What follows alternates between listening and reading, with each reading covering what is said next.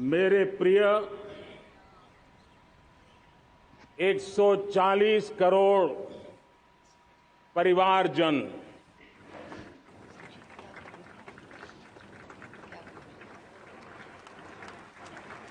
दुनिया का सबसे बड़ा लोकतंत्र और अब बहुत लोगों का अभिप्राय है कि जनसंख्या की दृष्टि से भी हम विश्व में नंबर 1 पर है।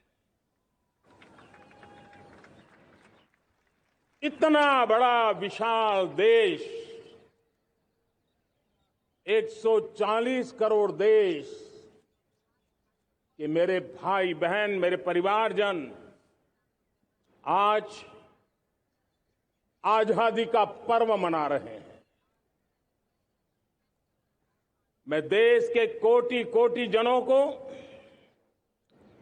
देश और दुनिया में भारत को प्यार करने वाले, भारत का सम्मान करने वाले, भारत का गौरव करने वाले कोटि कोटि जनों को आजादी के इस महान पवित्र पर्व की अनेक अनेक शुभकामनाएं देता हूं। मेरे प्यारे परिवारजन, पूज्य बापू के नेतृत्व में असहयोग का आंदोलन, सत्याग्रह की मूवमेंट और भगत सिंह, सुखदेव, राजगुरु जैसे अनगिनत वीरों का बलिदान, उस पीढ़ी में शायद ही कोई व्यक्ति होगा जिसने देश की आजादी में अपना योगदान न दिया हो। मैं आज देश की आजादी के जंग में जिन जिन ने योगदान दिया है, बलिदान दिए हैं, त्याग किया है, तपस्या की है, उन सबको आदरपूर्वक नमन करता हूं, उनका अभिनंदन करता हूं। आज 15 अगस्त महान क्रांतिकारी और अध्यात्म जीवन के ऋषितुल्य प्रणेता श्री अरबिंदो की 150वीं जयंती पूर्ण हो रही है। ये वर्ष स्वामी दयानंद सरस्वती के 150वीं जयंती का वर्ष है। ये वर्ष रानी दुर्गावती के 500वीं जन्मशती का बहुत ही पवित्र अवसर है, जो पूरा देश बड़े धामधूम से मनाने वाला है। ये वर्ष मीराबाई, भक्ति योग की सिरमौर मीराबाई के 525 वर्ष का भी ये पावन पर्व है। ये बार जो 26 जनवरी हम मनाएंगे वो हमारे गणतंत्र दिवस की 75वीं वर्षगांठ होगी। अनेक प्रकार से अनेक अवसर, अनेक संभावनाएं राष्ट्र निर्माण में जुटे रहने के लिए पल पल नई प्रेरणा, पल पल नई चेतना, पल पल सपने, पल पल संकल्प, शायद इससे बड़ा कोई अवसर नहीं हो सकता। मेरे प्यारे परिवारजन, इस बार प्राकृतिक आपदा ने देश के अनेक हिस्सों में अकल्पनीय संकट पैदा किए। जिन परिवारों ने इस संकट में सहन किया है, मैं उन सभी परिवारजनों के प्रति अपनी संवेदना प्रकट करता हूं और राज्य और केंद्र सरकार मिलकर के उन सभी संकटों से जल्दी से मुक्त होकर के फिर तेज गति से आगे बढ़ेंगे, ये मैं विश्वास दिलाता हूं। मेरे प्यारे परिवारजनों, पिछले कुछ सप्ताह नॉर्थ ईस्ट में, विशेषकर मणिपुर में और हिंदुस्तान के भी अन्य कुछ भागों में, लेकिन विशेषकर मणिपुर में जो हिंसा का दौर चला, कई लोगों को अपना जीवन खोना पड़ा, मां बेटियों के सम्मान के साथ खिलवाड़ हुआ। लेकिन कुछ दिनों से लगातार शांति की खबरें आ रही हैं। देश मणिपुर के लोगों के साथ है। देश मणिपुर के लोगों को पिछले कुछ दिनों से जो शांति बनाए रखी है, उस शांति के पर्व को आगे बढ़ाएं और शांति से ही समाधान का रास्ता निकलेगा और राज्य और केंद्र सरकार मिलकर के उन समस्याओं के समाधान के लिए भरपूर प्रयास कर रही है, करती रहेगी। मेरे प्यारे परिवारजनों, जब हम इतिहास की तरफ नजर करते हैं तो इतिहास में कुछ पल ऐसे आते हैं जो अपनी अमिट छाप छोड़ करके जाते हैं और उसका प्रभाव सदियों तक रहता है। और कभी कभी शुरुआत में वो बहुत छोटा लगता है, छोटी सी घटना लगती है, लेकिन वो अनेक समस्याओं की जड़ बन जाती है। हमें याद है 1000-1200 साल पहले इस देश पर आक्रमण हुआ। एक छोटे से राज्य के छोटे से राजा का पराजय हुआ, लेकिन तब पता तक नहीं था कि एक घटना भारत को 1000 साल की गुलामी में फंसा देगी। और हम गुलामी में जकड़ते गए, जो आया लूटता गया, जो जिसका मन चाहा हम पे आके सवार हो गया। कैसा विपरीत काल रहा होगा वो 1000 साल का। मेरे प्यारे परिवारजनों, घटना छोटी क्यों ना हो, लेकिन 1000 साल तक प्रभाव छोड़ के रही है। लेकिन मैं आज इस बात का जिक्र इसलिए करना चाहता हूं कि भारत के वीरों ने इस कालखंड में कोई भूभाग ऐसा नहीं था, कोई समय ऐसा नहीं था जब उन्होंने देश की आजादी के लौ को जलता न रखा हो, बलिदान की परंपरा न बनाई। मां भारती बेड़ियों से मुक्त होने के लिए उठ खड़ी हुई थी, जंजीरों को झकझोर रही थी और देश की नारी शक्ति, देश की युवा शक्ति, देश के किसान, देश के गांव के लोग, मजदूर, कोई हिंदुस्तानी ऐसा नहीं था जो आजादी के सपने को लेकर के जीता न हो। आजादी को पाने के लिए मर मिटने के लिए तैयार होने वालों की एक बड़ी फौज तैयार हो गई थी।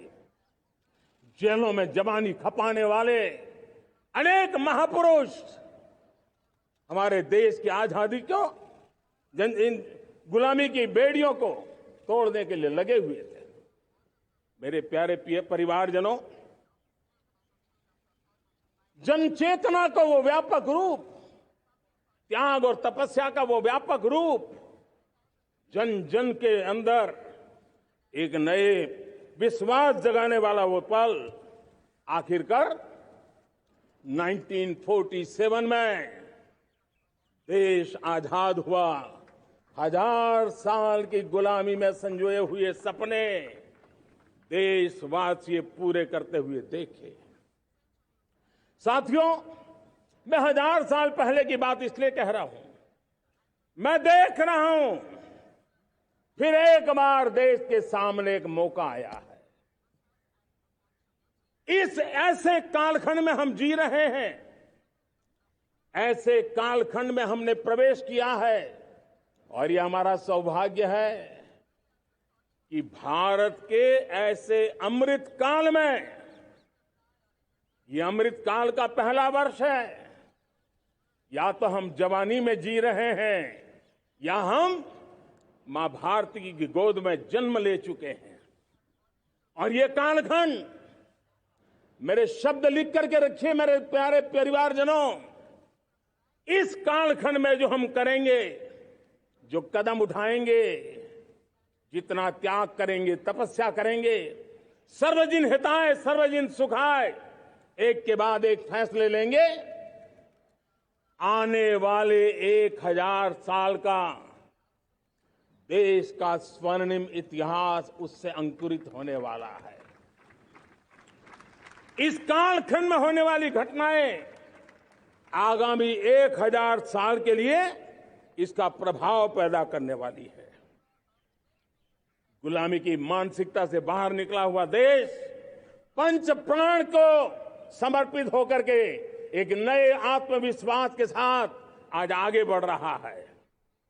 नए संकल्पों को सिद्ध करने के लिए वो जी जान से जुड़ रहा है। मेरी भारत माता, जो कभी ऊर्जा का सामर्थ्य था लेकिन राख के ढेर में दबी पड़ी थी, वो भारत मां 140 करोड़ देशवासियों के पुरुषार्थ है, उनकी चेतना से, उनकी ऊर्जा से फिर एक बार जागृत हो चुकी है। मां भारती जागृत हो चुकी है। और मैं साफ देख रहा हूं दोस्तों, यही कालखंड है। पिछले 9-10 साल हमने अनुभव किया है, विश्व भर में भारत की चेतना के प्रति, भारत के सामर्थ्य प्रति एक नया आकर्षण, नया विश्वास, नई आशा पैदा हुई है। और ये प्रकाश पुंज जो भारत से उठा है, वो विश्व को उसमें अपने लिए ज्योति नजर आ रही है। विश्व को एक नया विश्वास पैदा हो रहा है। हमारा सौभाग्य है, कुछ ऐसी चीजें हमारे पास हैं जो हमारे पूर्वजों ने हमें विरासत में दी है और वर्तमान कालखंड ने गढ़ी है। आज हमारे पास डेमोग्राफी है, आज हमारे पास डेमोक्रेसी है, आज हमारे पास डायवर्सिटी है। डेमोग्राफी, डेमोक्रेसी और डायवर्सिटी की ये त्रिवेणी भारत के हर सपने को साकार करने का सामर्थ्य रखती। आज पूरे विश्व में वहां देशों की उम्र ढल रही है, ढलाव पर है, तब भारत युवान की तरफ ऊर्जावान होकर के बढ़ रहा है। कितने बड़े गौरव का कालखंड है कि आज 30 साल की कम आयु की जनसंख्या दुनिया में सर्वाधिक कहीं है तो ये मेरे भारत मां की गोद में है, ये मेरे देश में है। और 30 साल से कम उम्र की नौजवान हो मेरे देश के पास हो, कोटि कोटि भुजाएं हो, कोटि कोटि मस्तिष्क हो, कोटि कोटि सपने, कोटि कोटि संकल्प हो, तो भाइयों बहनों, मेरे प्रिय परिवारजनों, हम इच्छित परिणाम प्राप्त करके रह सकते हैं। मेरे प्यारे परिवारजनों, देश का भाग्य ऐसी घटनाएं बदल देती है, यह सामर्थ्य देश के भाग्य को बदल देता है।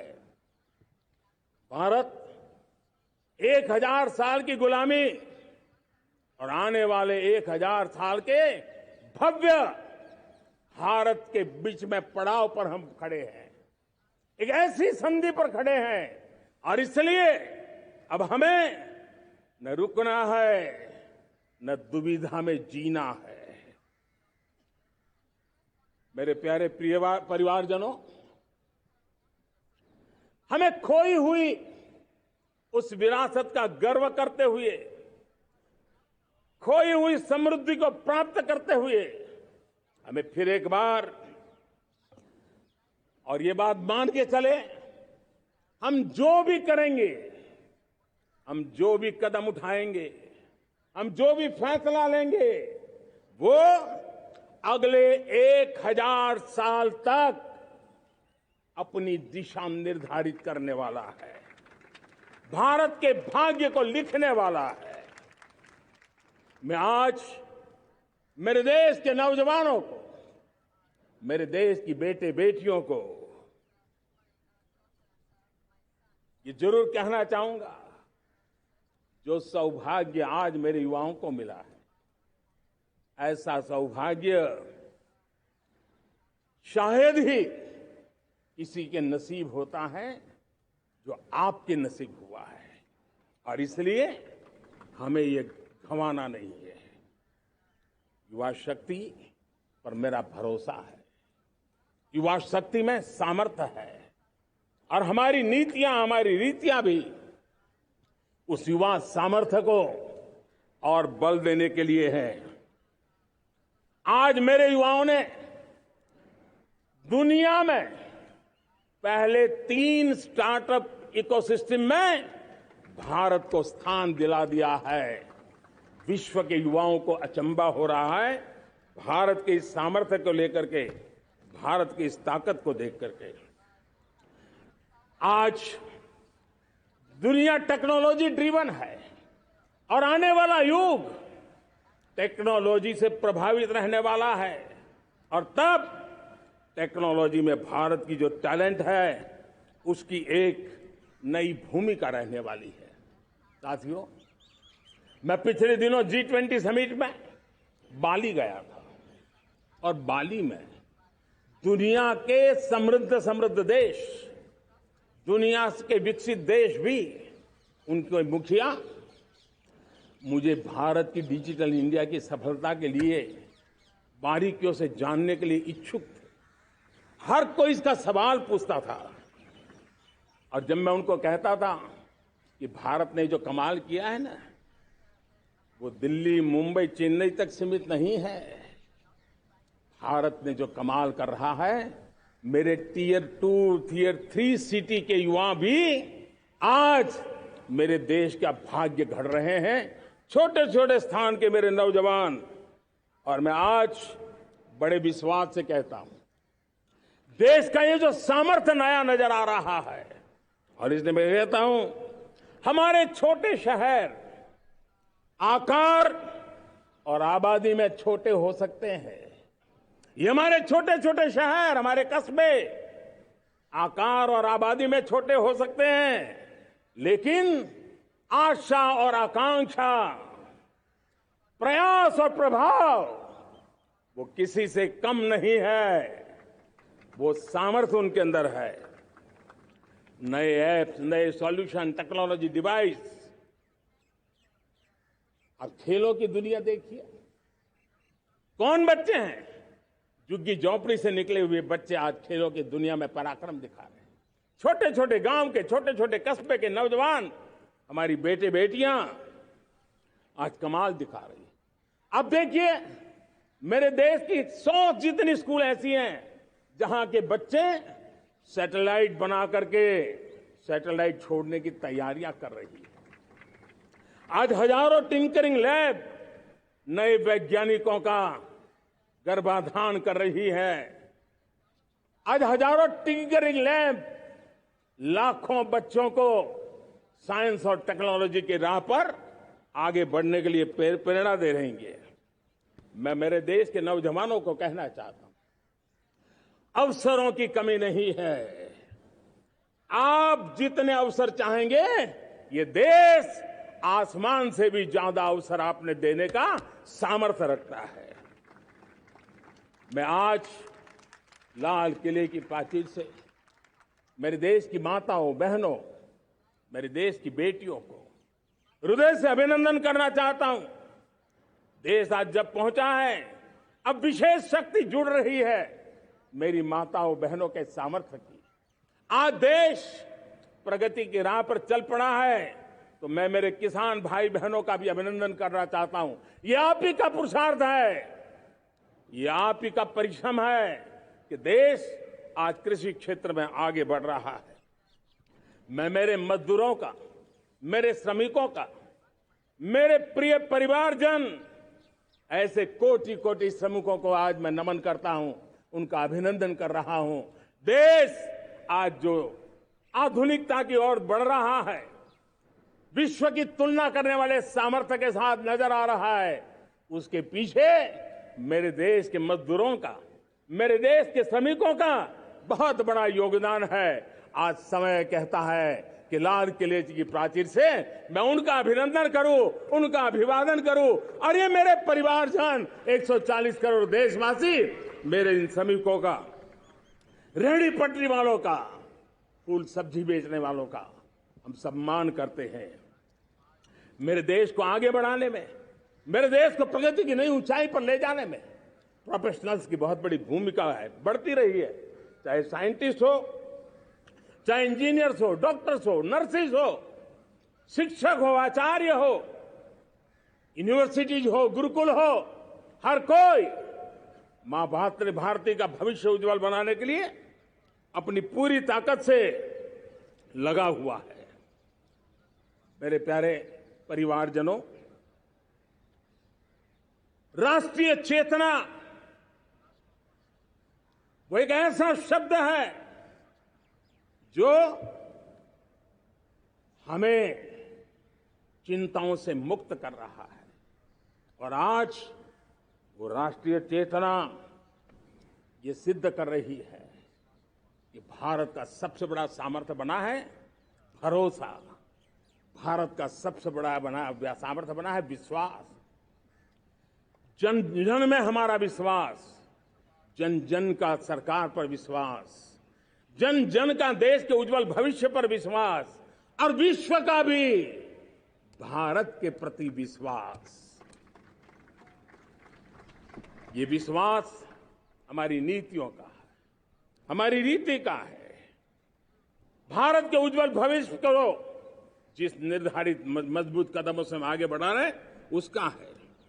भाइयों बहनों, मेरे प्यारे परिवारजनों, ये बात निश्चित है कि भारत का सामर्थ्य और भारत की संभावनाएं विश्वास की नई बुलंदियों को पार करने वाली है, और ये विश्वास की नई बुलंदियां नए सामर्थ्यों को लेकर के चलनी चाहिए रही है। आज देश में G20 समिट के मेहमान नवाजी का भारत को अवसर मिला है। अब पिछले एक साल से हिंदुस्तान के हर कोने में जिस प्रकार से G20 के अनेक ऐसे आयोजन हुए, अनेक कार्यक्रम हुए हैं, उसने देश के सामान्य मानवी के सामर्थ्य को विश्व को परिचित करा दिया है, भारत की विविधता का परिचय कराया है, भारत की डायवर्सिटी को दुनिया अचंभे से देख रही है, और उसके कारण भारत के तरफ आकर्षण बढ़ा है, भारत को जानने की, समझने की इच्छा जगी है। उसी प्रकार से आप देखिए एक्सपोर्ट, आज भारत का एक्सपोर्ट के तेजी से बढ़ रहा है, और मैं कहना चाहता हूं दुनिया के एक्सपर्ट्स इन सारे मानदंडों के आधार पर कह रहे हैं कि अब भारत रुकने वाला नहीं है। दुनिया की कोई भी रेटिंग एजेंसी होगी वो भारत का गौरव कर रही है। कोरोना काल के बाद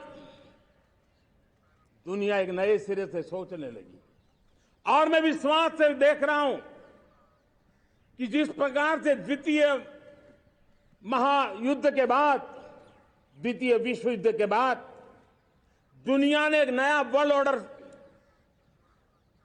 आकार लिया था, मैं साफ साफ देख रहा हूं कि कोरोना के बाद एक नया विश्व ऑर्डर, एक नया ग्लोबल ऑर्डर, एक नया जियोपॉलिटिकल इक्वेशन, ये बहुत तेजी से आगे बढ़ रहा है।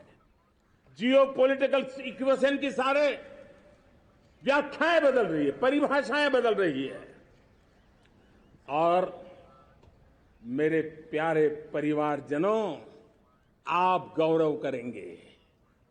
बदलते हुए विश्व को शेप देने में आज मेरे 140 करोड़ देशवासियों, आपका सामर्थ्य नजर आ रहा है। आप निर्णायक मोड़ पर खड़े हैं, और कोरोना काल में भारत ने जिस प्रकार से देश को आगे बढ़ाया, दुनिया ने हमारे सामर्थ्य को देखा है। जब दुनिया की सप्लाई चेन तहस नहस हो गई थी, बड़ी बड़ी अर्थव्यवस्थाओं पर दबाव था, उस समय भी हमने कहा था हमें विश्व का विकास देखना है तो मानव केंद्रीय होना चाहिए, मानवीय संवेदनाओं से भरा हुआ होना चाहिए, और तब जाकर के समस्याओं का सही समाधान निकालेंगे। और कोविड ने हमें सिखाया है या हमें मजबूर किया है, लेकिन मानवीय संवेदनाओं को छोड़ करके हम विश्व का कल्याण नहीं कर सकते। आज भारत ग्लोबल साउथ की आवाज बन रहा है। भारत की समृद्ध विरासत आज दुनिया के लिए एक अवसर बन रहा है। Global economy, global supply chain, इसमें भारत की हिस्सेदारी, मैं पक्का विश्वास से कहता हूं, आज जो भारत ने परिस्थिति पैदा हुई है, आज जो भारत ने कमाया है, वो दुनिया में स्थिरता की गारंटी लेकर के आया है। दोस्तों, अब न हमारे मन में, न 140 करोड़ मेरे परिवारजनों के मन में, और न ही दुनिया के मन में कोई इफ्स है, कोई बट्स है। विश्वास बन चुका है। मेरे प्यारे देशवासियों, अब गेंद हमारे पाले में है। हमें अवसर जाने नहीं देना चाहिए, हमें मौका छोड़ना नहीं चाहिए। भारत में मैं मेरे देशवासियों का इसलिए भी अभिनंदन करता हूं कि मेरे देशवासियों में एक नीर-क्षीर विवेक का सामर्थ्य है, समस्याओं की जड़ों को समझने का सामर्थ्य है। और इसलिए 2014 में मेरे देशवासियों ने 30 साल के अनुभव के बाद तय किया कि देश को आगे ले जाना है तो स्थिर सरकार चाहिए, मजबूत सरकार चाहिए, पूर्ण बहुमत वाली सरकार चाहिए। और देशवासियों ने एक मजबूत और स्थिर सरकार बनाई। और 3 दशकों के जो अनिश्चितता का कालखंड था, जो अस्थिरता का कालखंड था, जो राजनीतिक मजबूरियों से देश जकड़ा हुआ था, उससे मुक्ति मिली। मेरे प्यारे परिवारजनों, देश के पास आज एक ऐसी सरकार है, वो सर्वजन हिताय सर्वजन सुखाय, देश के संतुलित विकास के लिए समय का पल पल और जनता की पाई पाई, जनता की भलाई के लिए लगा रही है। और मेरी सरकार, मेरे देशवासियों का मन एक बात से जुड़ा हुआ है। हमारे हर निर्णय, हमारे हर दिशा, उसका एक ही मानदंड है, नेशन फर्स्ट, राष्ट्र प्रथम। और राष्ट्र प्रथम यही दूरगामी परिणाम, सकारात्मक परिणाम पैदा करने वाला है। देश में बड़े स्तर पर काम हो रहा है। और लेकिन मैं कहना चाहूंगा, 2014 में आपने एक मजबूत सरकार बनाई, और मैं कहता हूं 2014 में और 2019 में आपने एक सरकार फॉर्म की, तो मोदी में रिफॉर्म करने की हिम्मत आई। आपने ऐसी सरकार फॉर्म की कि मोदी को रिफॉर्म की हिम्मत आई। और जब मोदी ने एक के बाद एक रिफॉर्म किए, तो मेरे ब्यूरोक्रेसी के लोग, मेरे लाखों हाथ पैर जो हिंदुस्तान के कोने कोने में सरकार के हिस्से के रूप में काम कर रहे हैं, उन्होंने ब्यूरोक्रेसी ने ट्रांसफॉर्म करने के लिए, परफॉर्म करने की जिम्मेवारी बखूबी निभाई। और उन्होंने परफॉर्म करके दिखाया, और जनता जनार्दन जुड़ गई, तो वो ट्रांसफॉर्म होता भी नजर आ रहा है। और इसलिए रिफॉर्म, परफॉर्म, ट्रांसफॉर्म, ये कालखंड अब भारत के भविष्य को गढ़ रहा है। और हमारी सोच देश की उस ताकतों को बढ़ावा देने पर है जो आने वाले 1000 साल की नींव को मजबूत करने वाले हैं। दुनिया को युवा शक्ति की जरूरत है, युवा स्किल की जरूरत है। हमने अलग स्किल मिनिस्ट्री बनाई, वो भारत की आवश्यकताओं को तो पूरी करेगी, वो दुनिया की आवश्यकताओं को पूरी करने का भी सामर्थ्य रखेगी। हमने जल शक्ति मंत्रालय बनाया। मंत्रालय की बनाने की रचना को भी अगर वो एनालिसिस करेगा ना, तो इस सरकार के मन मस्तिष्क को बड़े अच्छे ढंग से आप समझ पाएंगे। हमने जल शक्ति मंत्रालय बनाया। ये जल शक्ति मंत्रालय हमारे देश के एक एक देशवासियों को पीने का शुद्ध पानी पहुंचे, पर्यावरण की रक्षा के लिए पानी के प्रति संवेदनशील व्यवस्थाएं विकसित हो, उस पर हम बल रहे हैं। हमारे देश में कोरोना के बाद दुनिया देख रही है होलिस्टिक हेल्थ केयर, ये समय की मांग है। हमने अलग आयुष मंत्रालय बनाया और योग और आयुष आज दुनिया में अपना परचम लहरा रहे हैं। हमने दुनिया को हमारे कमिटमेंट के कारण विश्व का हमारे प्रति ध्यान गया है। अगर हम ही हमारे इस सामर्थ्य को नकार देंगे तो फिर दुनिया कैसे स्वीकार करेगी। लेकिन जब मंत्रालय बना तो दुनिया को भी उसका मूल्य समझ में आया। मत्स्य पालन, हमारा इतना बड़ा समुद्री तट, हमारे कोटि कोटि मछुआरे भाई बहन, उनका कल्याण भी हमारे दिलों में है। और इसलिए हमने अलग से मत्स्य पालन को लेकर के, पशुपालन को लेकर के, डेयरी को लेकर के अलग मंत्रालय की रचना की, ताकि समाज के जिस वर्ग के लोग पीछे रह गए उनको हम साथ लें। देश में सरकारी अर्थव्यवस्था के हिस्से होते हैं, लेकिन समाज की अर्थव्यवस्था का एक बड़ा हिस्सा है कोऑपरेटिव मूवमेंट। उसको बल देने के लिए, उसको आधुनिकता लाने के लिए और देश के कोने कोने में लोकतंत्र की एक सबसे बड़ी इकाई को मजबूत करने के लिए हमने अलग कोऑपरेटिव मंत्रालय बनाया। और वो हमारी सहकारी संस्थाएं उसका जाल बिछा रहा है, ताकि गरीब से गरीब की वहां सुनवाई हो, उसकी आवश्यकताओं की पूर्ति हो, और वो भी राष्ट्र के विकास की योगदान में एक छोटी इकाई का हिस्सा बनकर के उसमें वो योगदान दे रखें। हमने सहकार से समृद्धि का रास्ता अपनाया है। मेरे प्यारे परिवारजनों,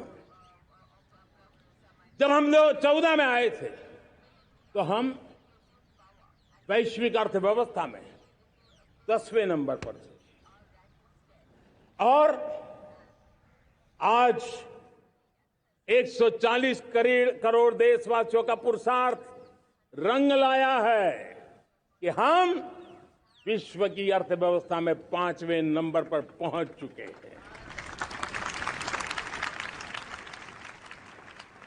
और ये ऐसे ही नहीं हुआ है।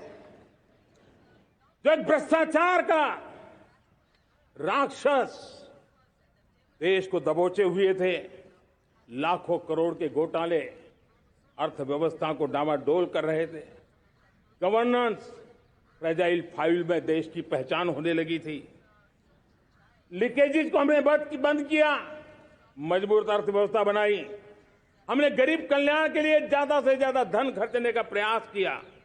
और आज मैं देशवासियों को बताना चाहता हूं कि जब देश आर्थिक रूप से समृद्ध होता है तो सिर्फ तिजोरी नहीं भरती है,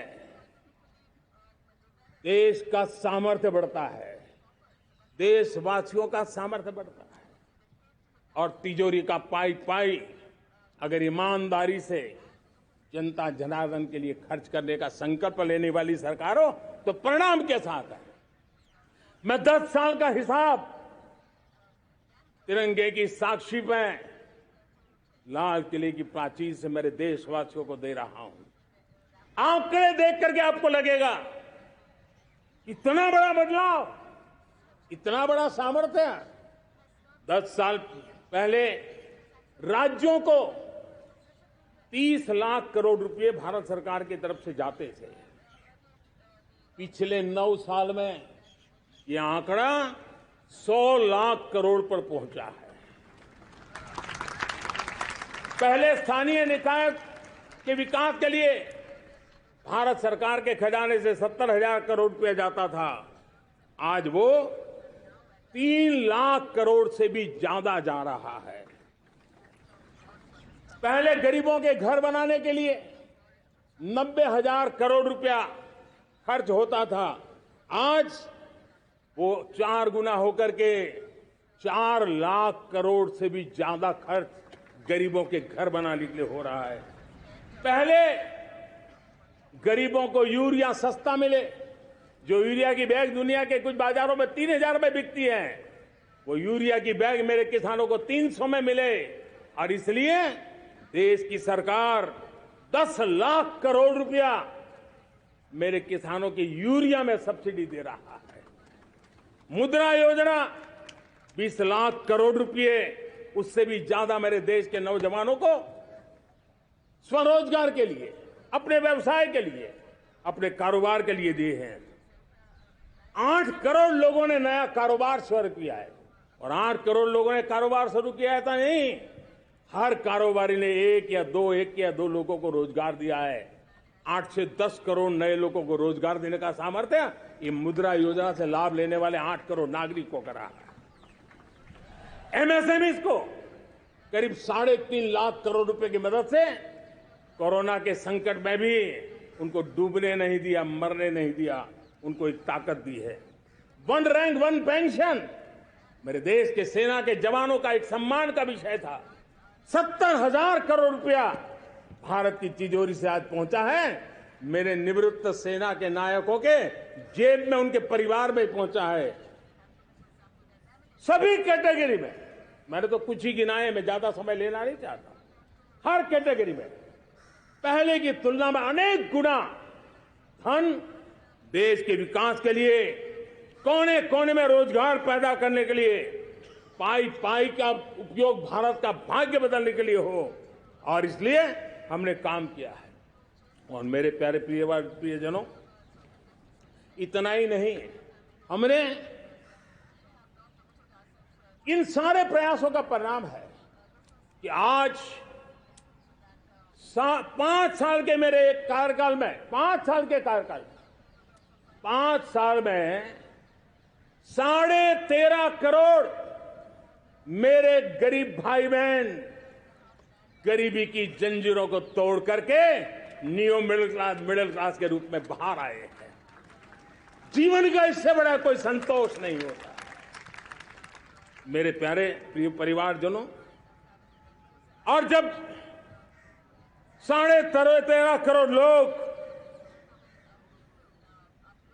गरीबी की इस मुसीबतों से बाहर निकलते हैं, तो कैसी कैसी योजनाएं उनको मदद दी है। उनको आवास योजना का लाभ मिलना, पीएम स्वनिधि से 50,000 करोड़ रुपया रेहड़ी पटरी वालों तक पहुंचाया है। आने वाले दिनों में, आने वाली विश्वकर्मा जयंती पर एक कार्यक्रम हम लागू करेंगे। इस विश्वकर्मा जयंती पर हम करीब 13-15 हजार करोड़ रुपया से, जो परंपरागत कौशल्य से रहने वाले लोग, जो औजार से और अपने हाथ से काम करने वाला वर्ग है, ज्यादातर ओबीसी समुदाय से, हमारे सुथार हो, हमारे सोनार हो, हमारे राजमिस्त्री हो, हमारे कपड़े धोने वाले काम करने वाले लोग हो, हमारे बाल काटने वाले भाई बहन परिवार हो, ऐसे लोगों को एक नई ताकत देने के लिए हम आने वाले महीने में विश्वकर्मा जयंती पर विश्वकर्मा योजना लॉन्च करेंगे और करीब 13-15 हजार करोड़ से उसका प्रारंभ करेंगे। हमने पीएम किसान सम्मान निधि में 2.5 लाख करोड़ रुपया सीधा मेरे देश के किसानों के खाते में जमा किया है। हमने जल जीवन मिशन, हर घर में शुद्ध पानी पहुंचे, 2 लाख करोड़ रुपया खर्च किया है।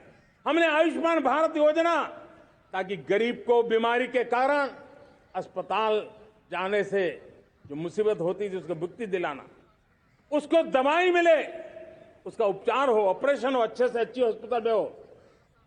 आयुष्मान भारत योजना के तहत 70,000 करोड़ रुपए हमने लगाए हैं।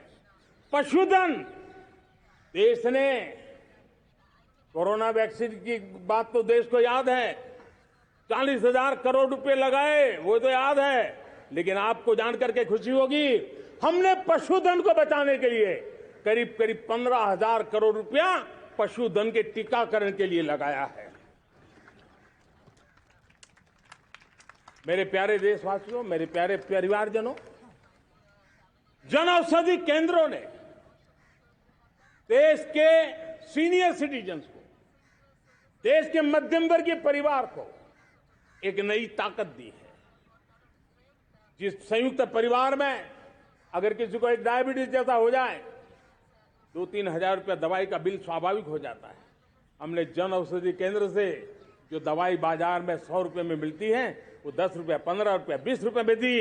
और आज देश में 1,000 जन औषधि केंद्रों से मेरे इन बीमारी में जिनको दवाई की जरूरत थी, ऐसे लोगों के करीब 20,000 करोड़ रुपया उनके जेब में बचा है।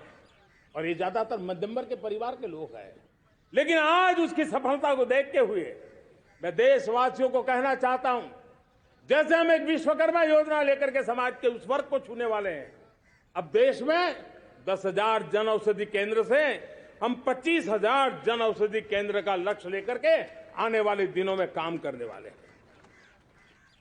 मेरे प्यारे परिवारजनों, जब देश में गरीबी कम होती है तो देश की मध्यम वर्ग की ताकत बहुत बढ़ती है।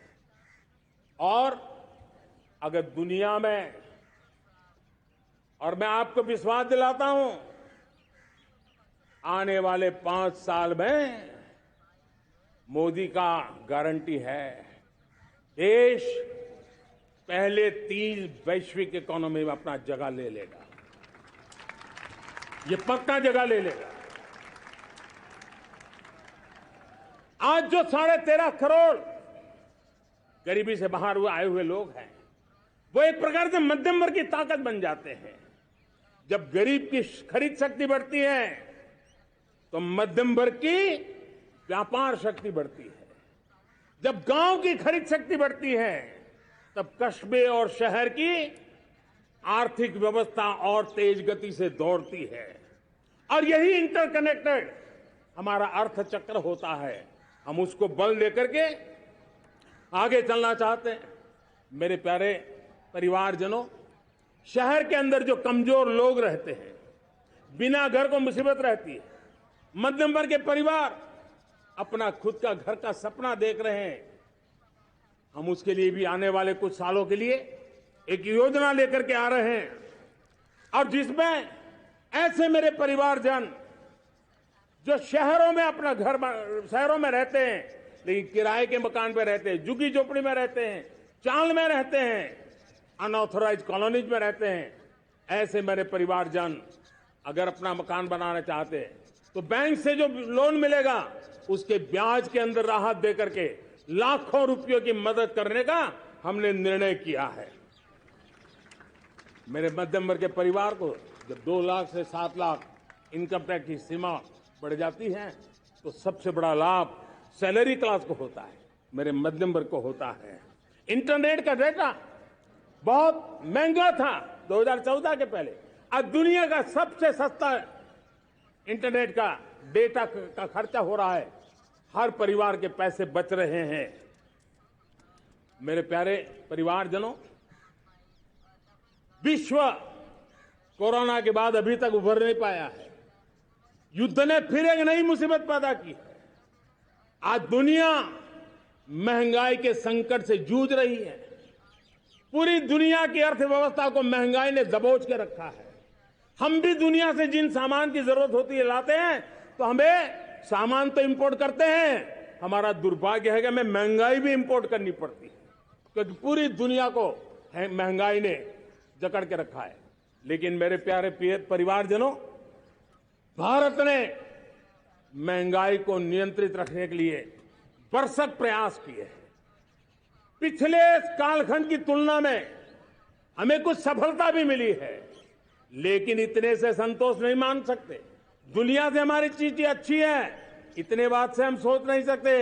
मुझे तो मेरे देशवासियों को महंगाई की बोझ कम से कम हो, इस दिशा में और भी कदम उठाने हैं और हम उस कदम को उठा के रहेंगे। मेरा प्रयास निरंतर जारी रहेगा। मेरे प्यारे परिवारजनों, आज देश अनेक क्षमताओं को लेकर के आगे बढ़ रहा है। देश आधुनिकता की तरफ आगे बढ़ने के लिए काम कर रहा है। आज देश रिन्यूएबल एनर्जी पे काम कर रहा है। आज देश ग्रीन हाइड्रोजन पे काम कर रहा है।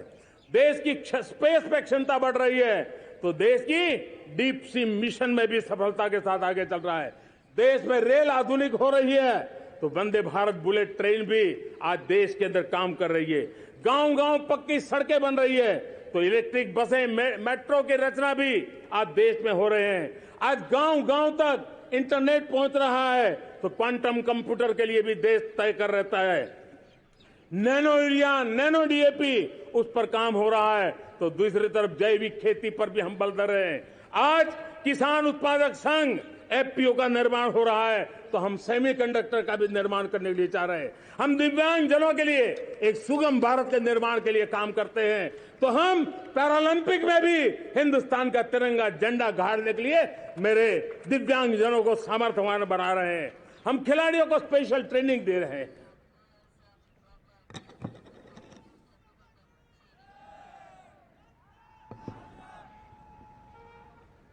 आज भारत पुरानी सोच, पुराने ढर्रे को छोड़ करके लक्ष्यों को तय करके लक्ष्यों को प्राप्त करने की दिशा से चल रहा है। और जब मैं कहता हूं ना कि जिसका शिलान्यास हमारी सरकार करती है, उसका उद्घाटन भी हमारे कालखंड में करते हैं। इन दिनों जो मैं शिलान्यास कर रहा हूं ना, आप लिख के रखिए, उसके उद्घाटन भी आप सबने मेरे नसीब में ही छोड़े हुए हैं। हमारी कार्य संस्कृति बड़ा सोचना, दूर का सोचना, सर्वजन हिताय सर्वजन सुखाय सोचना, यह हमारी कार्यशैली रही है। और सोच से भी ज्यादा, संकल्प से भी ज्यादा हासिल कैसे करना, इस ऊर्जा के साथ हम काम करते हैं। हमने आजादी के काल अमृत महोत्सव में 75,000 अमृत सरोवर बनाने का संकल्प किया था। उस समय हमने हर जिले में 75 अमृत सरोवर बनाना संकल्प किया था। करीब 50-55 हजार अमृत सरोवर की कल्पना की थी, लेकिन आज करीब 75,000 अमृत सरोवर का काम निर्माण हो रहा है। ये अपने आप में बहुत बड़ा काम हो रहा है। जनशक्ति और जल शक्ति की ताकत भारत के पर्यावरण की रक्षा में भी काम आने वाली है। 18,000 गांवों तक बिजली पहुंचाना, जनधन बैंक खाते खोलना, बेटियों के लिए शौचालय बनाना, सारे टारगेट समय के पहले पूरी शक्ति से पूरे करेगा। और जब भारत ठान लेता है तो उसे पूरा करके रहता है। ये हमारा ट्रैक रिकॉर्ड कहता है। 200 करोड़ वैक्सीनेशन का काम, दुनिया हमें जब पूछती है 200 करोड़ सुनती है, उनकी आंखें फट जाती है। इतना बड़ा काम ये मेरे देश के आंगनवाड़ी वर्कर, हमारी आशा वर्कर, हमारी हेल्थ वर्कर, उन्होंने करके दिखाया। यह मेरे देश का सामर्थ्य है। 5G को रोल आउट किया, दुनिया में सबसे तेज गति से 5G रोल आउट करने वाला मेरा देश है। 700 से अधिक जिलों तक हम पहुंच चुके हैं और अब 6G की भी तैयारी कर रहे हैं। हमने टास्क फोर्स बना दिया है। रिन्यूएबल एनर्जी, हम टारगेट से पहले चले हैं। हमने रिन्यूएबल एनर्जी 2030 का जो टारगेट तय किया था, 21-22 में इसको पूरा कर दिया। हमने इथेनॉल में 20% ब्लेंडिंग की बात कही थी, वो भी हमने समय से 5 साल पहले पूरा कर दिया। हमने $500 बिलियन के एक्सपोर्ट की बात की थी, वो भी समय के पहले $500 बिलियन से ज्यादा कर दिया। हमने तय किया, जो हमारे देश में 25 साल से चर्चा हो रही थी कि देश में नई संसद बने, पार्लियामेंट का कोई सत्र ऐसा नहीं था नई संसद के।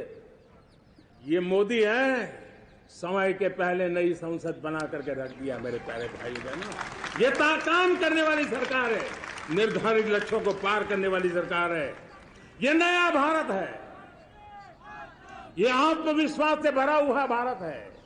ये संकल्पों को चरितार्थ करने के लिए जी जान से जुटा हुआ भारत है।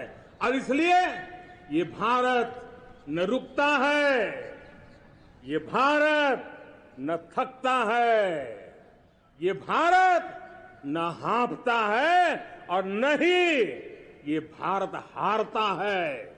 और इसलिए मेरे प्यारे परिवारजनों, आर्थिक शक्ति बढ़ी है तो हमारी सामरिक शक्ति को भी एक नई ताकत मिली है।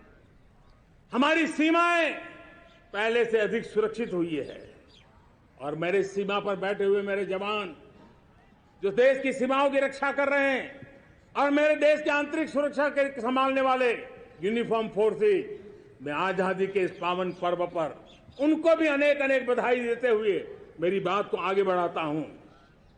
सेना का अधिकरण हो, हमारी सेना युवा बने, हमारी सेना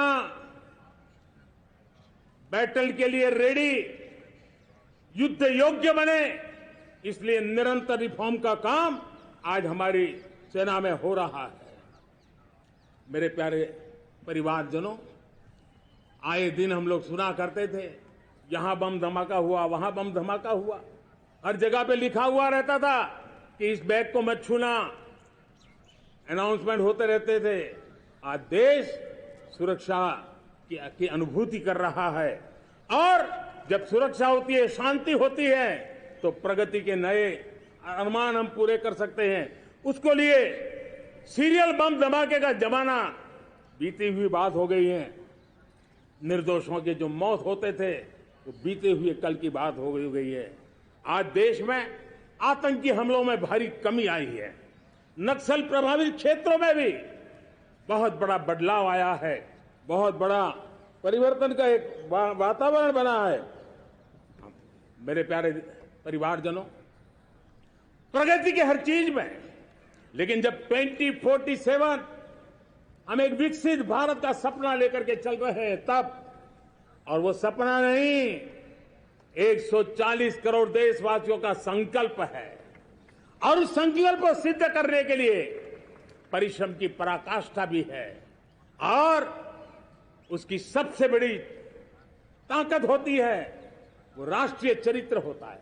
दुनिया में जिन जिन देशों ने प्रगति की है, दुनिया में जो जो देश संकटों से वो पार करके निकले हैं, उसमें हर चीज के साथ साथ एक महत्वपूर्ण कैटलिक एजेंट रहा है, वो राष्ट्रीय चरित्र रहा है। और हमें राष्ट्रीय चरित्र के लिए और बल देते हुए हमें आगे बढ़ना होगा।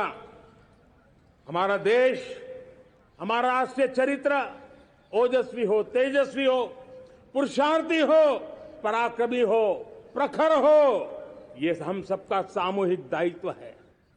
और आने वाले 25 साल हम एक ही मंत्र को लेकर चले, ये हमारे राष्ट्रीय चरित्र के सिरमौर होना चाहिए। एकता का संदेश, भारत की एकता को जीना, भारत की एकता को आंच आए, न ऐसी मेरी भाषा होगी, न ऐसा मेरा कोई कदम होगा। हर पल देश को जोड़ने का प्रयास मेरी तरफ से भी होता रहेगा। भारत की एकता हमें सामर्थ्य देती है। उत्तर हो, दक्षिण हो, पूर्व हो, पश्चिम हो, गांव हो, शहर हो, पुरुष हो, नारी हो, हम सबने एकता के भाव के साथ और विविधता भरे देश में एकता का सामर्थ्य होता है।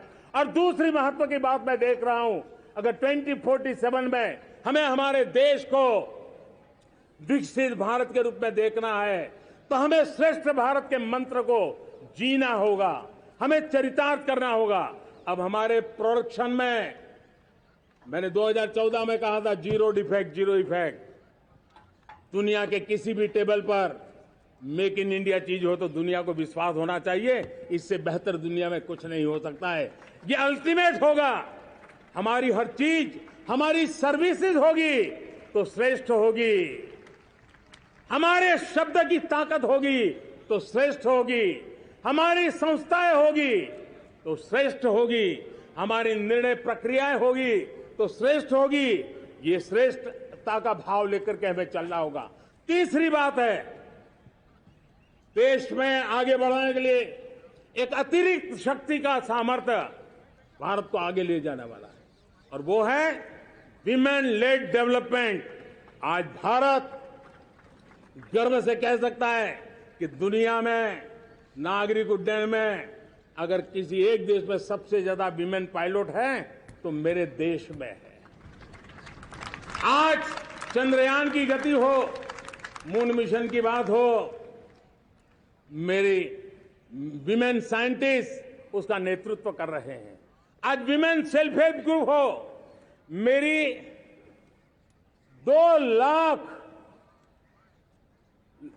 2 करोड़ लखपति दीदी का लक्ष्य लेकर के आज विमेन सेल्फ हेल्प ग्रुप पे हम काम कर रहे हैं।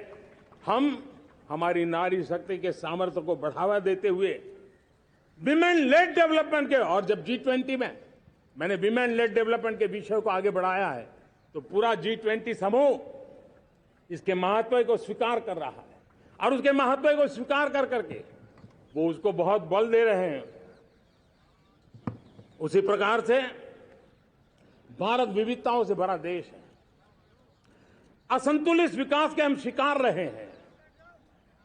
मेरा पराया का के कारण हमारे देश के कुछ हिस्से उसके शिकार रहे हैं। अब हमें रीजनल एस्पिरेशंस को, संतुलित विकास को बल देना है और रीजनल एस्पिरेशंस को लेकर के उस भावना को हमें सम्मान देते हुए, जैसे हमारी भारत मां का कोई, हमारा शरीर का कोई अंग अगर अविकसित रहे तो हमारा शरीर विकसित नहीं माना जाएगा। हमारा शरीर का कोई अंग दुर्बल रहे तो हमारा शरीर स्वस्थ नहीं माना जाएगा। वैसे ही मेरी भारत माता, उसका कोई एक भूभाग भी, समाज का कोई तबका भी अगर दुर्बल रहे तो मेरी भारत माता समर्थ है, स्वस्थ है, ऐसा बैठ करके हम नहीं बैठ सकते। और इसलिए रीजनल एस्पिरेशंस को हमने एड्रेस करने की आवश्यकता है और इसलिए हम समाज का सर्वांगीण विकास हो, सर्वस्पर्शी विकास हो, भूभाग के हर क्षेत्र को उसकी अपनी ताकत को खिलने का अवसर मिले, उस दिशा में आगे बढ़ना चाहते हैं। मेरे प्यारे परिवारजनों, भारत एक मदर ऑफ डेमोक्रेसी है। भारत मॉडल ऑफ डायवर्सिटी भी है। भाषाएं अनेक हैं, बोलियां अनेक हैं, परिधान अनेक हैं, विविधताएं बहुत है। हमने उन सारे लोगों को आधार पर आगे बढ़ना है। मेरे प्यारे परिवारजनों, देश के जब मैं एकता की बात करता हूं तब अगर घटना मणिपुर में होती है तो पीड़ा महाराष्ट्र में होती है, अगर बाढ़ आसाम में आती है तो बेचैन केरला हो जाता है। हिंदुस्तान के किसी भी हिस्से में कुछ भी हो, हम एक अंगांगी भाव की अनुभूति करते हैं। मेरे देश की बेटियों पर जुल्म न हो, यह हमारा सामाजिक भी दायित्व है, यह हमारा पारिवारिक दायित्व भी है और ये देश के नाते हम सबका दायित्व है। आज जब अफगानिस्तान से गुरु ग्रंथ साहब के स्वरूप को लाते हैं तो पूरा देश गौरव की अनुभूति करता है। जब आज दुनिया के किसी देश में कोविड के काल में मेरा कोई सिख भाई लंगर लगाता है, भूखों को खिलाता है और दुनिया में वाहवाही होती है तो हिंदुस्तान का सीना चौड़ा हो जाता है।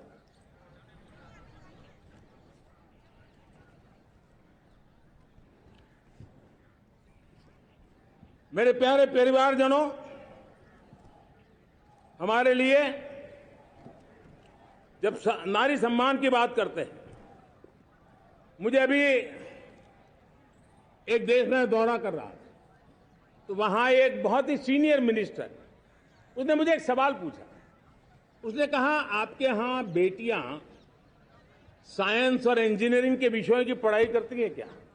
उसमें क्या था, मैंने उनको कहा, आज मेरे देश में लड़कों से ज्यादा बेटियां आज स्टेम यानी साइंस, टेक्नोलॉजी, इंजीनियरिंग और मैथ्स अधिकतम भाग मेरी बेटियां ले रही है।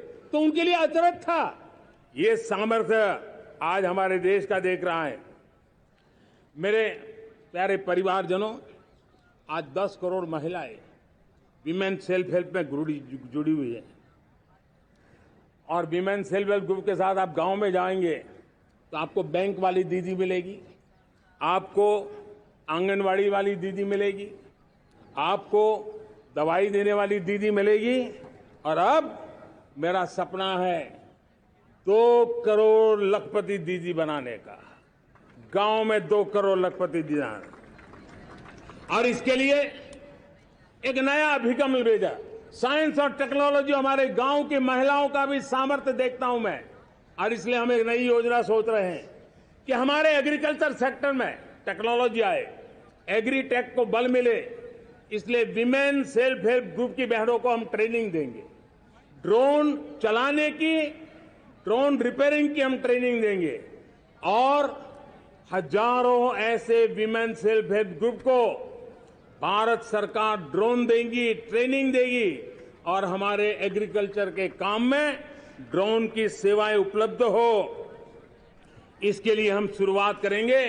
प्रारंभ हम 15,000 विमेन सेल्फ हेल्प ग्रुप के द्वारा ये ड्रोन की उड़ान का हम आरंभ कर रहे हैं। मुझे विश्वास है कि इसके कारण हमारे परिवारजनों का, मेरे प्यारे परिवारजनों, आज देश आधुनिकता की तरफ बढ़ रहा है। हाईवे हो, रेलवे हो, एयरवे हो, हाईवेज हो, इंफॉर्मेशन वेज, वाटरवेज हो, कोई क्षेत्र ऐसा नहीं है जिस क्षेत्र को आगे बढ़ाने की दिशा में आज देश काम न करता हो। पिछले 9 वर्ष में तटीय क्षेत्रों में हमने, आदिवासी क्षेत्र में, हमारे पहाड़ी क्षेत्र में विकास को बहुत बढ़ दिया है। हमने पर्वतमाला, भारतमाला ऐसी योजनाओं के द्वारा समाज के उस वर्ग को हमने बल दिया है। हमने गैस की पाइपलाइन से हमारे पूर्वी भारत को जोड़ने का काम किया है। हमने अस्पतालों की संख्या बढ़ाई है, हमने डॉक्टर की सीटें बढ़ाई है ताकि हमारे बच्चे डॉक्टर बनने का सपना पूरा कर सके। हमने मातृभाषा में पढ़ाने पर बल दिया है, अब मातृभाषा में वो पढ़ाई कर सके उस दिशा में। और मैं भारत के सुप्रीम कोर्ट का भी धन्यवाद करता हूं कि भारत की सुप्रीम कोर्ट ने कहा है कि आप जो जजमेंट देंगे उसका जो ऑपरेटिव पार्ट होगा वो जो अदालत में आया है उसकी भाषा में उसको उपलब्ध होगा। मातृभाषा का महात्म्य आज बढ़ रहा है।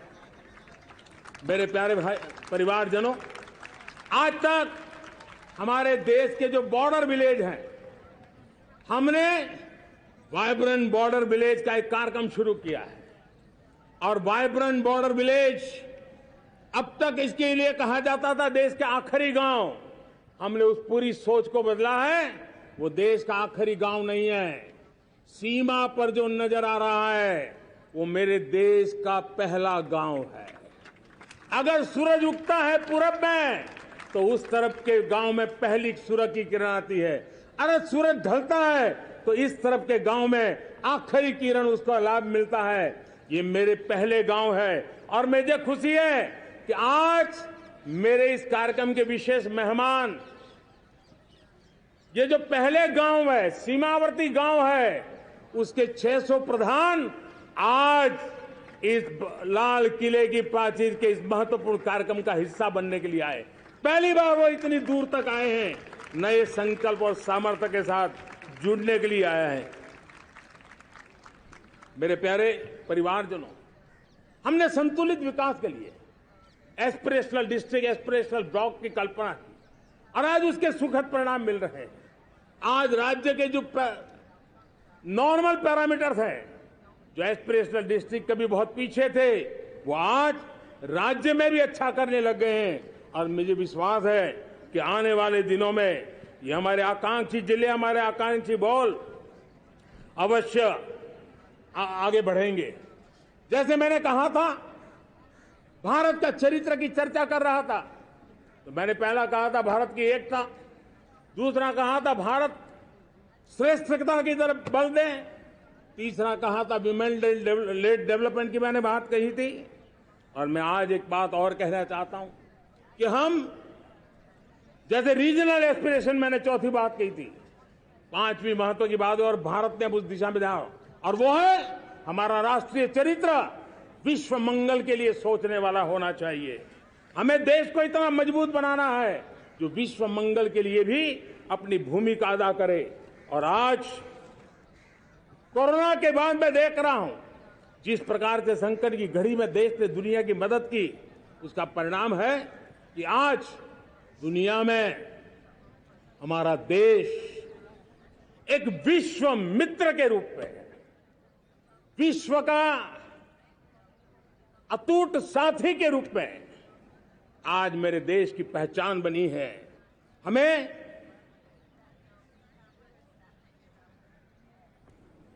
जब विश्व मंगल की बात करते हैं तब भारत का मूलभूत विचार है, उस विचार को हम आगे बढ़ाने लोग हैं। और मुझे खुशी है कि आज अमेरिकी संसद के भी कई चुने हुए गणमान्य प्रतिनिधि भी आज हमारे 15 अगस्त के इस अवसर में हमारे बीच में मौजूद है।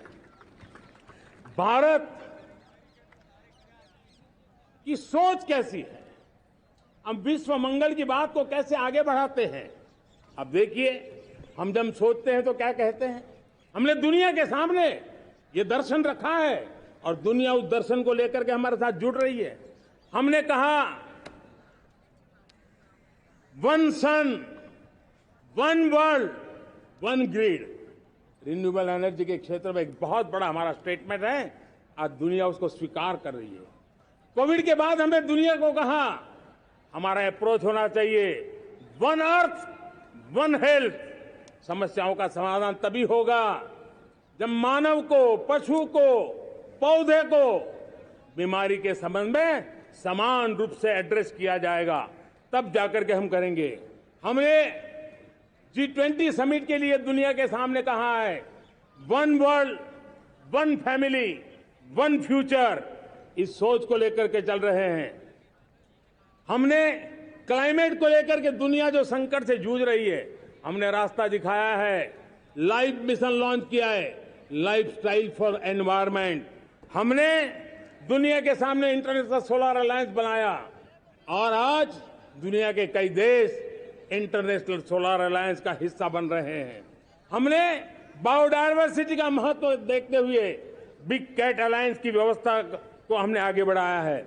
हमने प्राकृतिक आपदा के कारण, ग्लोबल वार्मिंग के कारण इंफ्रास्ट्रक्चर का जो नुकसान होता है, उसके लिए दूरगामी व्यवस्थाओं की जरूरत है और इसलिए coalition for disaster resilient infrastructure CDRI एक समाधान के रूप में दुनिया को दिया है। विश्व आज समुद्रों को संघर्ष का केंद्र बना रहा है, तब हमने दुनिया को सागर का प्लेटफॉर्म दिया है जो वैश्विक समुद्री शांति की गारंटी बन सकता है। हमने पारंपरिक चिकित्सा पद्धतियों को बल देते हुए WHO का एक ग्लोबल लेवल का सेंटर हिंदुस्तान में बनाने की दिशा में काम किया है। हमने योग और आयुष के द्वारा विश्व कल्याण और विश्व के स्वस्थता की दिशा में काम किया है और आज भारत विश्व मंगल की मजबूत नींव डाल रहा है। इस मजबूत नींव को आगे बढ़ाना हम सबका काम है, हम सबकी जिम्मेवारी है।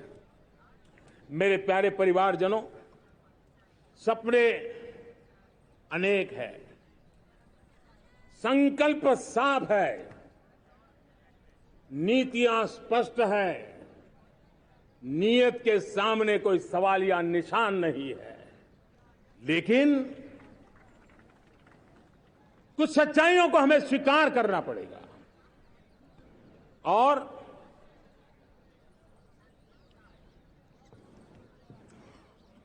उसके समाधान के लिए मेरे प्रिय परिवारजनों, मैं आज लाल किले से आपकी मदद मांगने आया हूं। मैं लाल किले से आपके आशीर्वाद मांगने आया हूं, क्योंकि पिछले सालों मैंने देश को जो समझा है, देश की आवश्यकताओं को जो मैंने परखा है और अनुभव के आधार पर मैं कह रहा हूं कि आज गंभीरतापूर्वक उन चीजों को हमें लेना होगा। आजादी के अमृतकाल में 2047 में जब देश आजादी के 100 साल मनाएगा, उस समय दुनिया में भारत का तिरंगा झंडा विकसित भारत का तिरंगा झंडा होना चाहिए।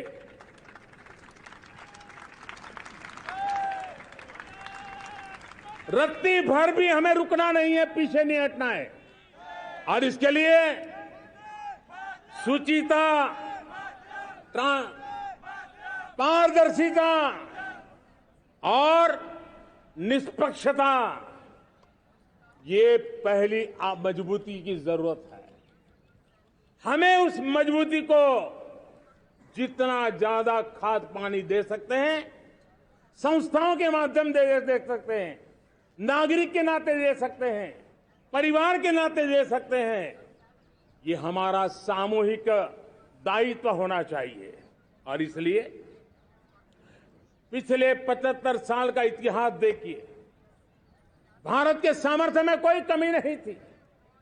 अरे जो देश कभी सोना की चिड़िया कहा जाता था, वो देश क्यों न फिर से उस सामर्थ्य को लेकर के खड़ा हो सकता है। मेरा अटूट विश्वास है साथियों, मेरे प्रिय परिवारजनों, मेरा अखंड अटूट एक निष्ठ विश्वास है कि 2047 में जब देश आजादी के 100 साल मनाएगा, मेरा देश विकसित भारत बन के रहेगा। और ये मैं मेरे देश के सामर्थ्य के आधार पर कह रहा हूं, मेरे उपलब्ध संसाधनों के आधार पर कह रहा हूं, और सबसे ज्यादा 30 से कम आयु वाली मेरी युवा शक्ति के भरोसे कह रहा हूं, मेरी माताओं बहनों के सामर्थ्य के भरोसे कह रहा हूं। लेकिन उसके सामने अगर कोई रुकावट है, कुछ विकृतियां पिछले 75 साल में ऐसे घर कर गई है, हमारी समाज व्यवस्था का ऐसा हिस्सा बन गई है कि कभी कभी तो हम आंख भी बंद कर देते हैं। अब आंख बंद करने का समय नहीं है। अगर सपनों को सिद्ध करना है, संकल्प को पार करना है, तो हमें ये आंख मिचौली बंद करके, आंख में आंख मिला करके 3 बुराइयों से लड़ना बहुत समय की मांग है। हमारे देश की सारी समस्याओं की जड़ में भ्रष्टाचार ने दिमक की तरह देश की सारी व्यवस्थाओं को, देश के सामर्थ्य को पूरी तरह नोच लिया। भ्रष्टाचार से मुक्ति, भ्रष्टाचार के खिलाफ जंग हर इकाई में, हर क्षेत्र में। और मैं देशवासियों, मेरे प्रिय परिवारजनों, ये मोदी के जीवन का कमिटमेंट है, ये मेरे व्यक्तित्व का एक कमिटमेंट है कि मैं भ्रष्टाचार के खिलाफ लड़ाई लड़ता रहूंगा। दूसरा, हमारे देश को नोच लिया है परिवारवाद ने। इस परिवारवाद ने देश को जिस प्रकार से जकड़ के रखा है, उसने देश के लोगों का हक छीना है। और तीसरी बुराई तुष्टीकरण की है। ये तुष्टीकरण में भी देश के मूलभूत चिंतन को, देश के सर्व समावेशक हमारे राष्ट्रीय चरित्र को दाग लगा दिए हैं, तहस नहस कर दिया है इन लोगों ने। और इसलिए मेरे प्यारे देशवासियों, इसलिए मेरे प्यारे परिवारजनों, हमें इन 3 बुराइयों के खिलाफ पूरे सामर्थ्य के साथ लड़ना है। भ्रष्टाचार, परिवारवाद, तुष्टीकरण, ये चुनौतियां हमारे, ये ऐसी चीजें पनपी है जो हमारे देश के लोगों का जो आकांक्षा है उसका दमन करती है। हमारे देश के कुछ लोगों के पास जो छोटा मोटा सामर्थ्य है उसका शोषण करती है। ये ऐसी चीजें हैं जो हमारे लोगों की आशा आकांक्षाओं को सवाल या निशान में गाड़ देती है। हमारे गरीब हो, हमारे दलित हो, हमारे पिछड़े हो, हमारे पसमानदा हो, हमारे आदिवासी भाई बहन हो, हमारी माताएं बहनें हो, हमने सबने उनके हकों के लिए इन 3 बुराइयों से मुक्ति पानी है। हमें भ्रष्टाचार के खिलाफ एक नफरत का माहौल बनाना है। जैसे गंदगी हमें नफरत पैदा करती है ना, मन में गंदगी पसंद नहीं है, ये सार्वजनिक जीवन की इससे बड़ी कोई गंदगी नहीं हो सकती। और इसलिए हमारे स्वच्छता अभियान को एक नया मोड़ ये भी देना है कि हमें भ्रष्टाचार से मुक्ति पानी है। सरकार टेक्नोलॉजी से भ्रष्टाचार की मुक्ति के लिए बहुत प्रयास कर रही है। आपको जानकर के हैरानी होगी, इस देश में पिछले 9 साल में एक काम मैंने ऐसे किया, आंकड़ा सुनोगे तो लोग कहेंगे मोदी ऐसा करता है, जैसे 10 करोड़ लोग करीब करीब जो गलत फायदा उठाते थे वो मैंने रोक दिया। तो आप में से कोई कहेगा आपने लोगों से अन्याय कर दिया। जी नहीं, ये 10 करोड़ कौन लोग थे? ये 10 करोड़ वो लोग थे जिनका जन्म ही नहीं हुआ था और उनके नाम पर उनके विडो हो जाते थे, वो वृद्ध हो जाते थे, वो दिव्यांग हो जाते थे, फायदे लिए जाते थे। 10 करोड़ ऐसे बेनामी जो चीजें चलती थी उसको रोकने का पवित्र काम, भ्रष्टाचारियों की संपत्ति जो हमने जब्त की है ना, वो पहले की तुलना में 20 गुना ज्यादा की है। मेरे प्यारे परिवारजनों, ये आपकी कमाई का पैसा लोग लेकर के भागे थे, 20 गुना ज्यादा संपत्ति को जब्त करने का। और इसलिए लोगों की मेरे प्रति नाराजगी होना बहुत स्वाभाविक है, लेकिन मुझे भ्रष्टाचार के खिलाफ की लड़ाई को आगे बढ़ाना है। हमारे सरकारी व्यवस्था ने पहले कैमरा के सामने तो कुछ हो जाता था, लेकिन बाद में चीजें अटक जाती थी। हमने पहले की तुलना में कई गुना ज्यादा अदालत में चार्जशीट की है और अब जमानतें भी नहीं मिलती हैं। वैसी पक्की व्यवस्था को लेकर के हम आगे बढ़ रहे हैं, क्योंकि हम ईमानदारी से भ्रष्टाचार के खिलाफ लड़ रहे हैं। आज परिवारवाद और तुष्टीकरण, इसने देश का बहुत बड़ा दुर्भाग्य किया है। अब लोकतंत्र में ये कैसे हो सकता है कि पॉलिटिकल पार्टी, और मैं विशेष बल दे रहा हूं पॉलिटिकल पार्टी, आज मेरे देश के लोकतंत्र में एक ऐसी विकृति आई है जो कभी भारत के लोकतंत्र को मजबूती नहीं दे सकती। और वो क्या है बीमारी? परिवारवादी पार्टियां। और उनका तो मंत्र क्या है? Party of the family, by the family and for the family.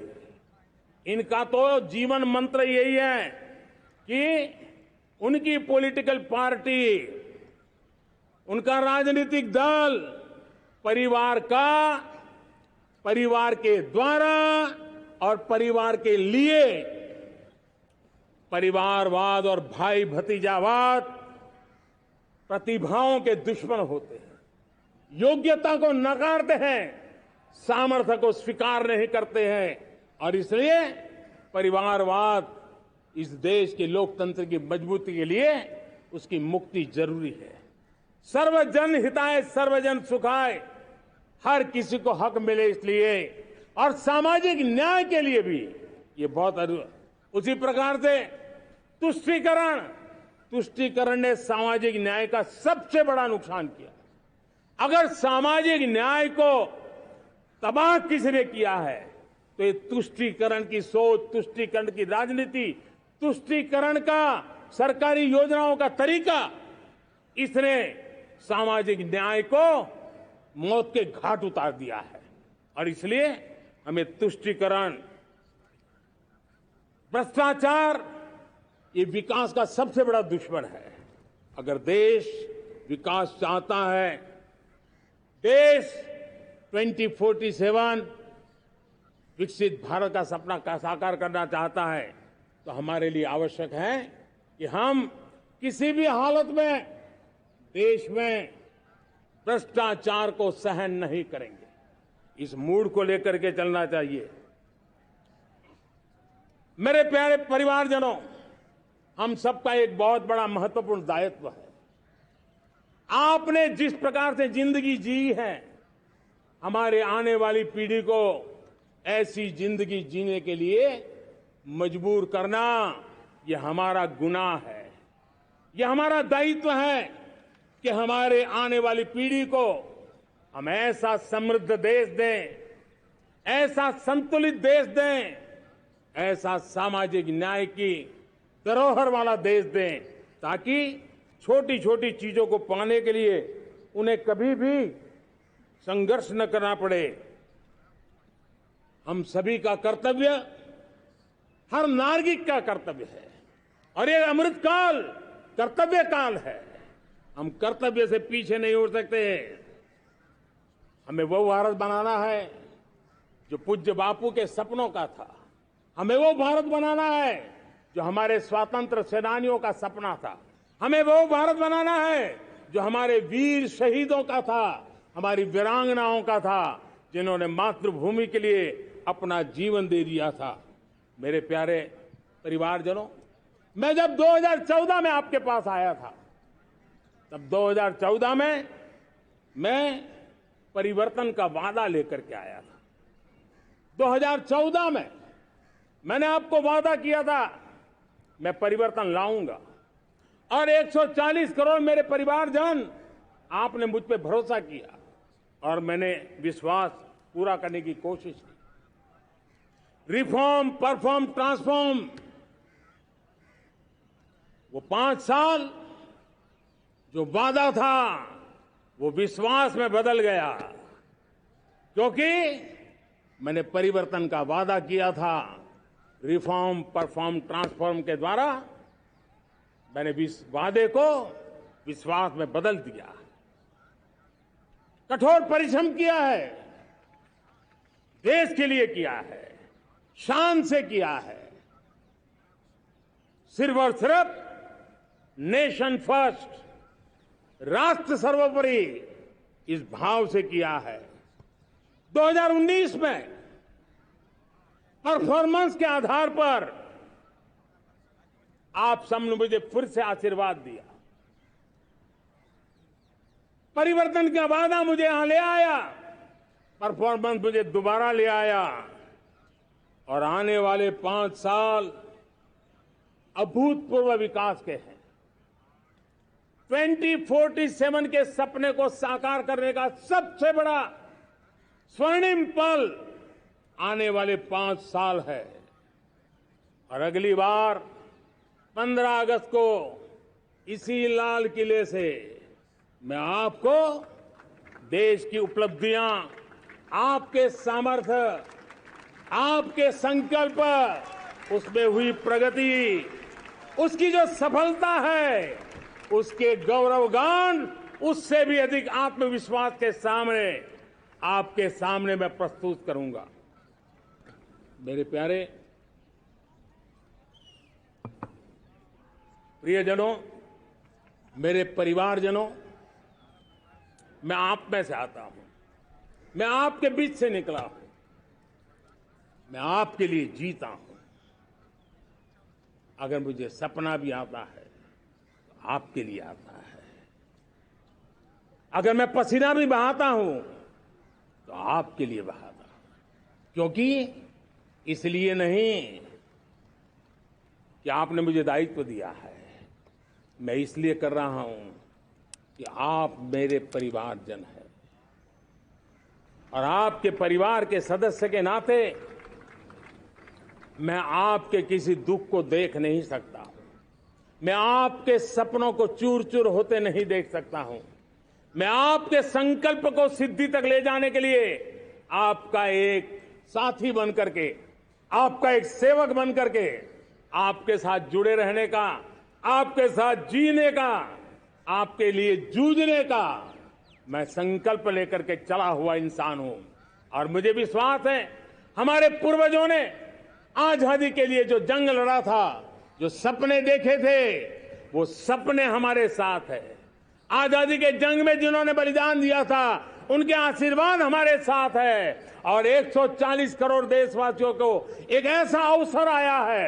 ये अवसर हमारे लिए एक बहुत बड़ा संबल लेकर के आया है और इसलिए मेरे प्यारे प्रियजनों, आज जब मैं अमृतकाल में आपके साथ बात कर रहा हूं, ये अमृतकाल का पहला वर्ष है।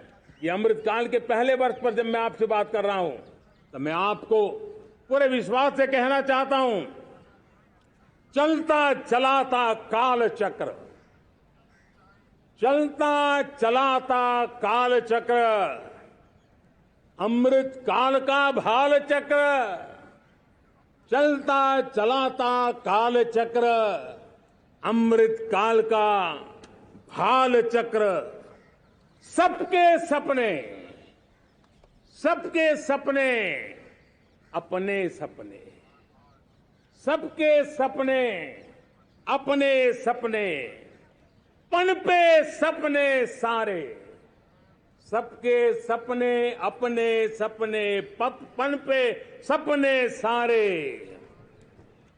धीर चले, वीर चले, धीर चले, वीर चले, चले युवा हमारे, धीर चले, वीर चले, चले युवा हमारे, नीति सही, नीति सही, रीति नहीं, नीति सही, रीति नहीं, गति सही, गति सही, राह नहीं, गति सही, राय नहीं। चुनो, चुनो चुनौती, चुनो चुनौती सीना तान, चुनो चुनौती सीना तान, जग में बढ़ाओ देश का नाम, चुनो चुनौती सीना तान, जग में बढ़ाओ देश का नाम। मेरे प्यारे परिवारजनों, हिंदुस्तान के कोने कोने में बैठे हुए मेरे परिवारजन, दुनिया के कोने कोने में जाकर के बसे हुए मेरे परिवारजन, आप सबको आजादी के पावन पर्व की फिर एक बार मैं बहुत बहुत शुभकामनाएं देता हूं। ये अमृतकाल हम सबके लिए कर्तव्य काल है। ये अमृतकाल हम सबको मां भारती के लिए कुछ कर गुजारने का काल है। आजादी का जब जंग चल रहा था 1947 के पहले जो पीढ़ी ने जन्म लिया था उन्हें देश के लिए मरने का मौका मिला था। वो देश के लिए मरने के लिए मौका नहीं छोड़ते थे, लेकिन हमारे नसीब में देश के लिए मरने का मौका नहीं है। लेकिन हमारे लिए देश के लिए जीने का ये इससे बड़ा कोई अवसर नहीं होता। हमें पल पल देश के लिए जीना है। इसी संकल्प के साथ इस अमृतकाल में 140 करोड़ देशवासियों के सपने संकल्प भी बनाने हैं। 140 करोड़ देशवासियों के संकल्प को सिद्धि में भी परिवर्तित करना है और 2047 का जब तिरंगा झंडा फहरेगा तो विश्व एक विकसित भारत का गुणगान करता होगा। इसी विश्वास के साथ, इसी संकल्प के साथ मैं आप सबको अनेक अनेक शुभकामनाएं देता हूं, बहुत बहुत बधाई देता हूं। जय हिंद, जय हिंद, जय हिंद। भारत माता की, भारत माता की, भारत माता की। वंदे, वंदे, वंदे। बहुत बहुत धन्यवाद।